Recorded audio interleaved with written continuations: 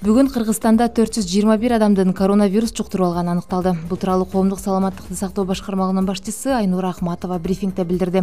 Анын айтымында жаңы катталган учурдун 97си медицина кызматкерлери.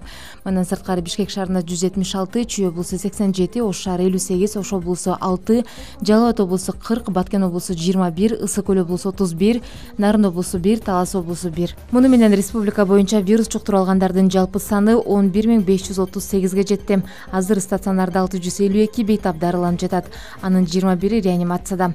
Үй карантининде 5742 адам дарыланууда. Ооруканада 3569 киши айыгып чыккан.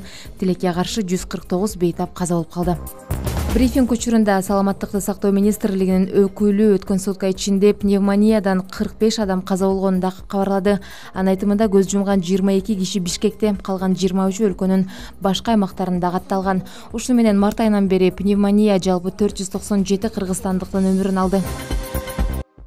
Кыргызстанда бир суткада 2 мектеп директору каза болду. Бул маалыматты Билим берүү жана Илим министрлиги тастыктады.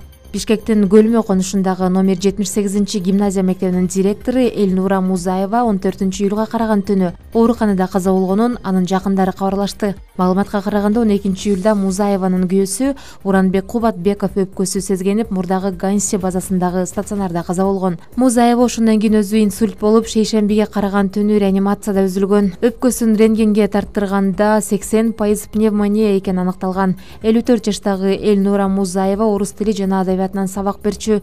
Мурдагы Бишкектин номер 5 гимназиясында жетектеген. Кыргызстанда март айынан бери коронавирустан 149, пневмониядан 497 адам каза болду. 14 июлда Ош шаарынын Киров атындагы орто мектебинин директору 61 жаштагы Гүлнара Туташева каза болду. Туташеванын өлүмүнө эмне себеп экени азырынча расмий айтыла элек. 7 июнда Нарын шаарындагы Чкалов атындагы номер 2 орто мектептин директору 67 жаштагы Айчүрөк Самакова COVID-19 инфекциясынан көз жумган болчу.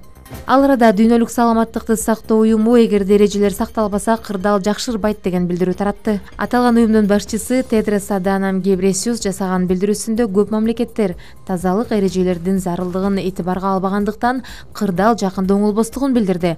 Анын айтымында милдеттүү түрдө сакталыш керек деген эрежелердин катарына бет кап тагынуу, колду жууп туруу жана социалдык аралыкты сактоо кирет. Булар сакталбаса жакынкы аралыкта жашоо мурдагы калыбына келбейт, деди ал. АКШдагы Джон Хопкинс университетинин эсебине алайык, дүйнөдө коронавируска кабылгандардын саны 13 миллиондон ашты. Жарым миллионго жакын адам көз жумду. Инфекциянын жайылышы боюнча АКШ, Бразилия, Индия алдыда.